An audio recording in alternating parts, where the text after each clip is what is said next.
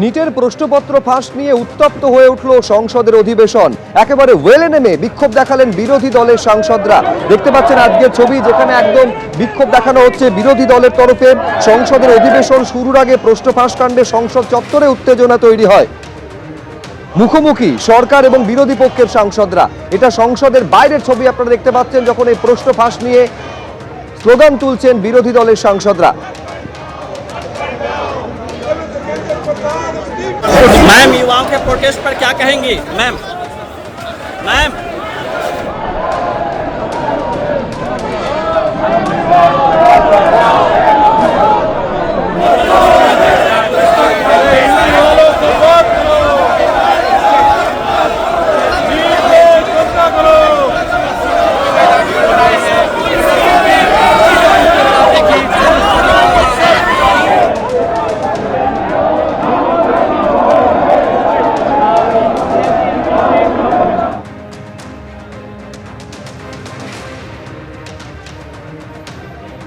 Ma'am युवाओं के protest पर क्या कहेंगी मैम? मैम আপনারা জানেন যে কল্যাণ বন্দ্যোপাধ্যায় তৃণমূল সাংসদ পুরো বাদল অধিবেশনের জন্য তাকে সাসপেন্ড করেছেন লোকসভার অধ্যক্ষ। আর তারপর অভিনব প্রতিবাদের ছবি দেখা গেল, যখন কল্যাণ বন্দ্যোপাধ্যায় লোকসভার যে সংসদ চত্বরে গলায় প্ল্যাকার্ড ঝুলিয়ে একাই স্লোগান দিচ্ছেন। भाजपा का साथ साधन में प्लीज सदन मौजूद है। अकेले क्यों करते हैं आप? अकेले क्यों करते हैं आप? भाजपा का साथ साधन में प्लीज गद्दार मौजूद है। भाजपा का साथ साधन में प्लीज गद्दार मौजूद है। भाजपा का साथ साधन में प्लीज गद्दार मौजूद है। এরই মধ্যে কল্যাণ বন্দ্যোপাধ্যায় তিনি বলছেন যে একলা কল্যাণ ব্যানার্জিকে ভয় পায় বিজেপি। একলা Kalyan Banerjee enough for this BJP people, বলছেন কল্যাণ বন্দ্যোপাধ্যায়। তিনি আরো বলছেন ওরা জানে যে এই লোকটাকে যদি বের করে রাখা যায় তাহলে অন্তত একটু শ্বাস প্রশ্বাস নেওয়া যাবে। শুনুন কি বলেছেন। একলা কল্যাণ ব্যানার্জিকে বিজেপি ভয় খায়, বুঝতে পেরেছ? একলা Kalyan Banerjee enough for this BJP people's.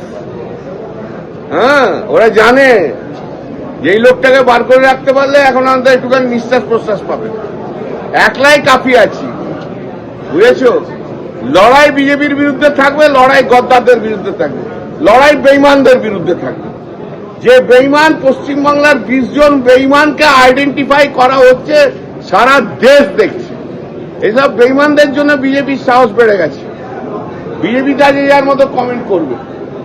গদ্দার কোথাকার, গদ্দার কোথাকার।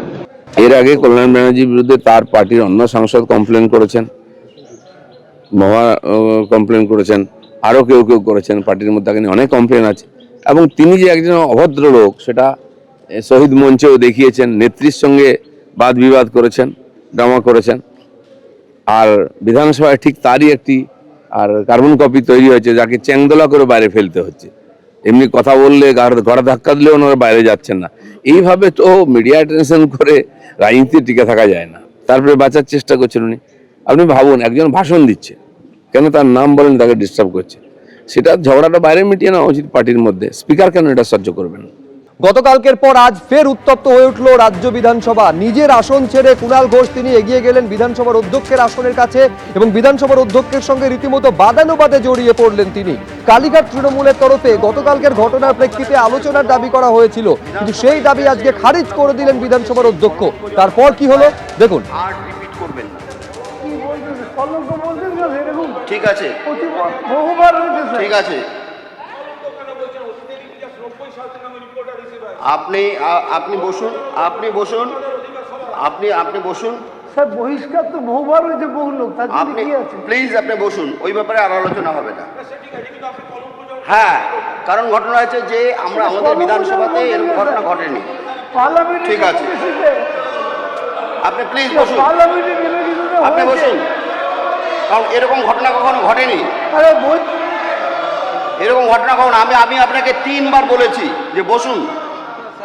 আপনাকে আমি 3 বার বলেছি বসুন, আপনি শোনেননি। আপনি, হ্যাঁ, কলঙ্কজনক, এরকম ঘটনা কলঙ্কজনক। প্লিজ বসুন। মহা মুশকিল।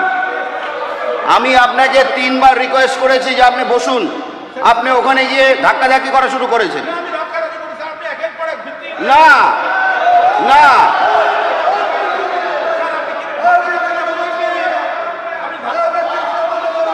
আমি আপনাকে আমি 3 বার রিকোয়েস্ট করেছি, তা আপনি আমার কথা শোনেননি। ওখানে ধাক্কাধাক্কি হচ্ছে, আমি দেখেছি। হ্যাঁ, এই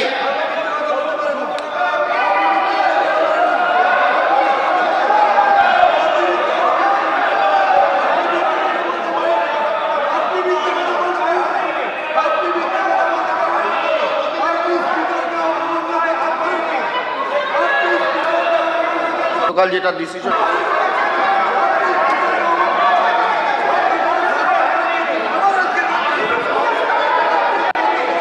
এক মিনিট, এই 1 মিনিট, আপনারা সবার কাজ চালু করতে দেবেন। কুণাল বাবু, এই 1 মিনিট। আচ্ছা কুণাল বাবু, আপনি বসুন। আমি আবার বলছি, রিতেশ বাবু,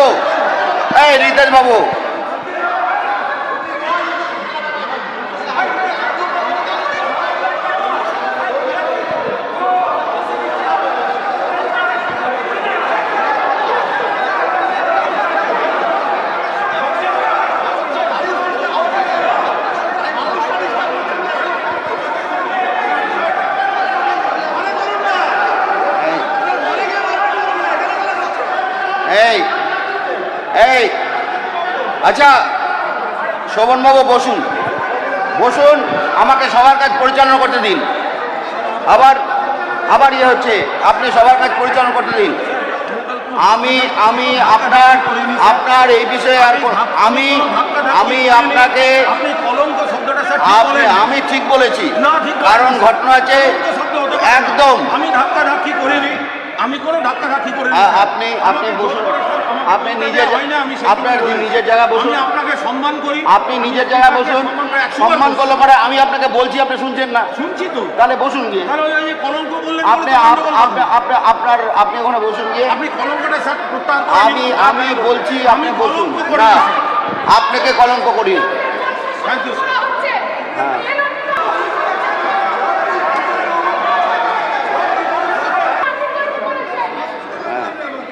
আপনি বসুন,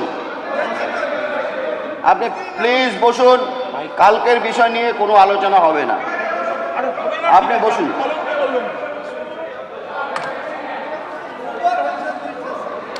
আপনি বসুন প্লিজ। হ্যাঁ আপনি বসুন।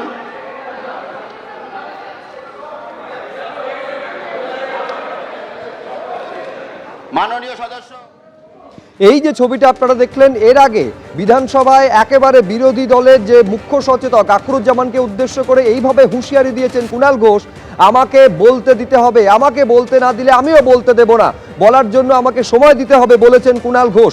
নিজের আসন থেকে উঠে গিয়ে তিনি গিয়ে বসেন যেখানে আখরুজ্জামান, সন্দীপন সাহা, ফিরহাদ হাকিমরা রয়েছেন তাদের পাশে, এবং সেখানেই আখরুজ্জামানকে উদ্দেশ্য করে হুঁশিয়ারি বেলেঘাটার বিধায়কের।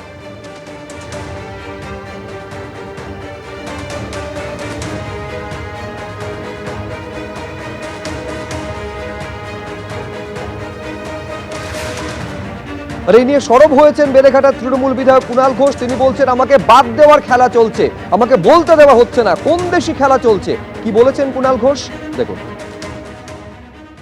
একের পর এক দিন যে ঘটনাগুলো ঘটছে, শিডিউল বক্তব্য শোভনদেব চট্টোপাধ্যায় আমার নাম দিচ্ছেন আর আখরুজ্জামানরা নাম কেটে দিচ্ছেন, অর্থাৎ বলতে দেয়া হচ্ছে না। আর সরকার পক্ষ চাইছে তাঁরা সরকারও চালাবেন আবার বিরোধীও পুষবেন।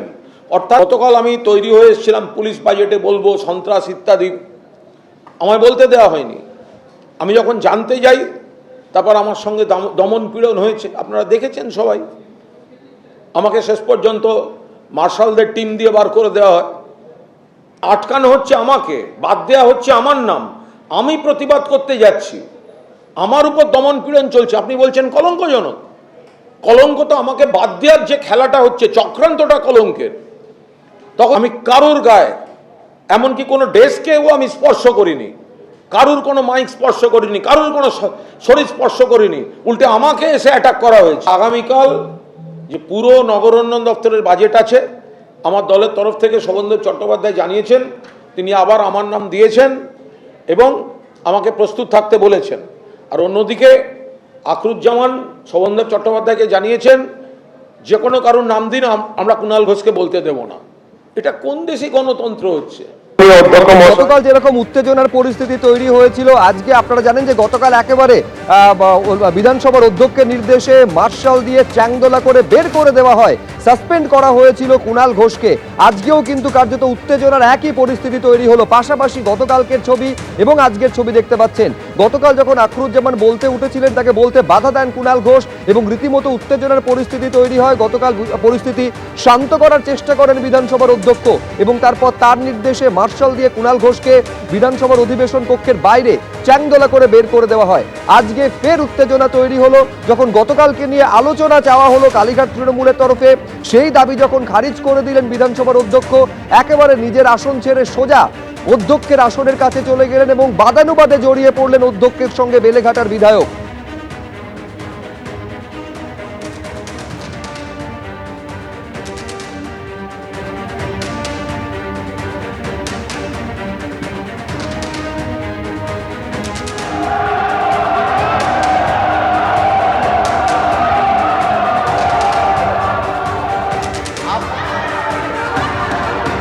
আপনারা সবার কাজ চালু করতে দেবেন।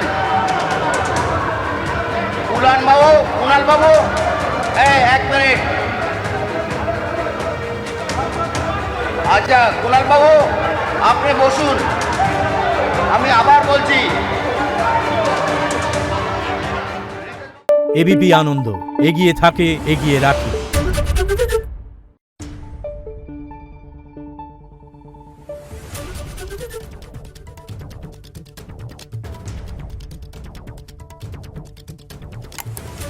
Thank you.